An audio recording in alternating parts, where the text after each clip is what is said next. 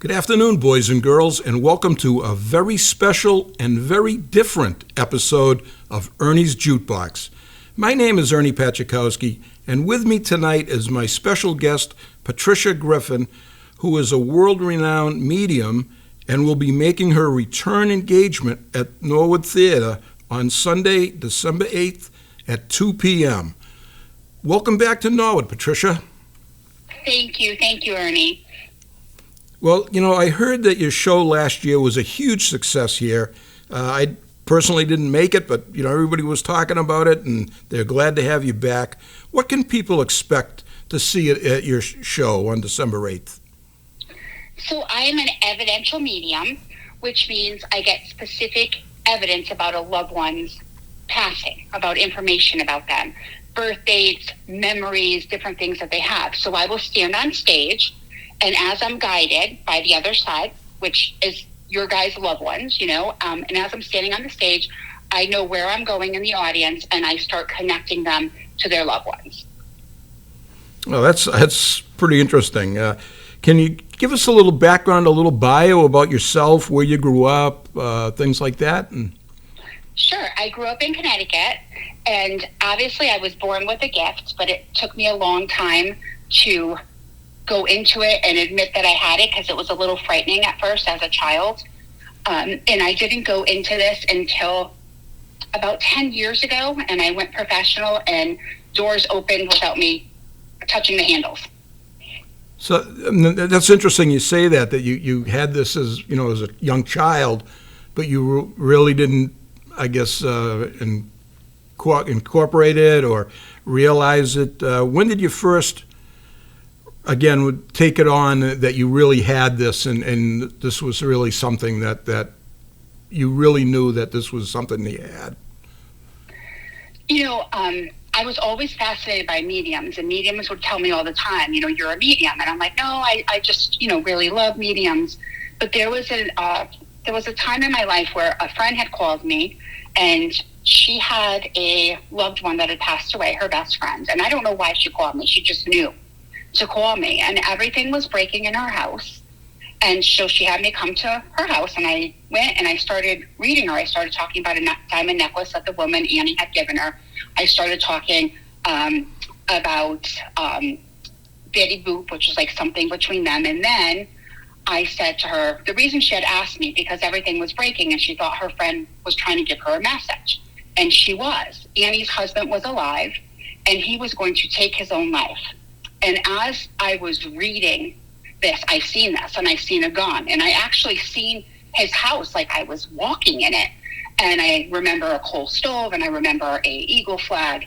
And I said to her, there's a gun in the hassock, and he's going to take his life. Oh.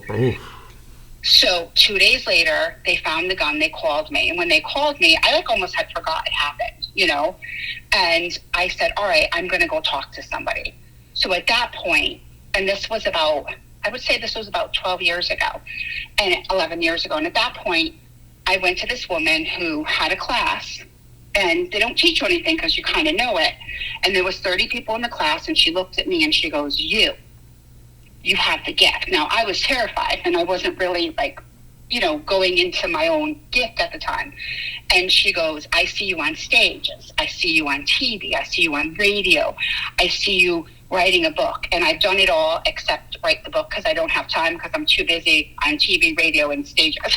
So, yeah, and the rest is history. Roughly how many shows do you do a year, do you think, of this type of thing? Oh, gosh, I probably do, I want to say at least 280 to 90 shows a year. Wow, yeah. So you're on the road quite a bit.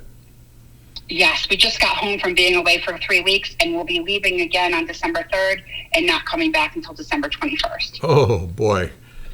So going back to like when you were a young woman, a young girl, and you're a teenager, and you knew you had this, was it difficult as like a teenager when you're out with all your friends and or you're dating or whatever, social activities, and I mean, was it ever things kind of come to you and you just want to ignore them, or was it ever uncomfortable like that in social situations? Not at that young age, it wasn't, but what I would do, and I didn't realize what it was at the time, when I was in high school, my friends knew that I would write, and I would write about dead people, not realizing, like, thinking that, oh, I write, I'm good at writing, and not realizing it was a message from the other side. And I would write like a biography for them or something about their loved ones, things that I didn't know, and I would just write it and give it to them, like, for their classes. Jeez. Yeah, so that was weird.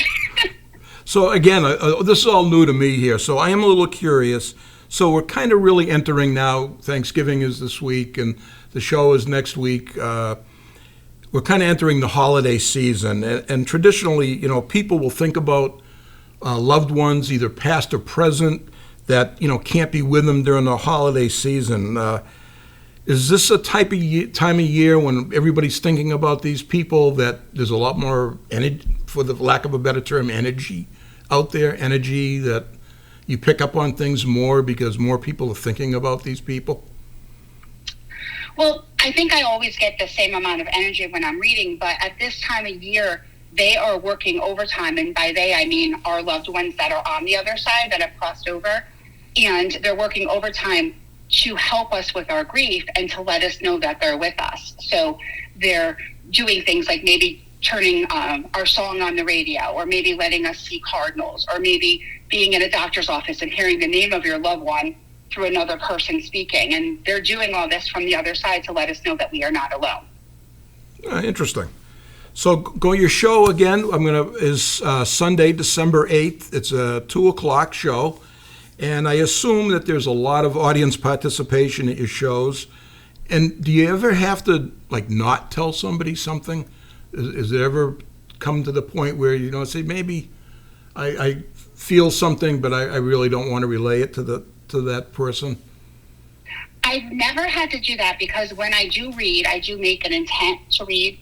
And because I went into this kicking and screaming, I was like the fraidy cat medium when I went into this. I was afraid of that stuff. And my intent is always for the person's highest good.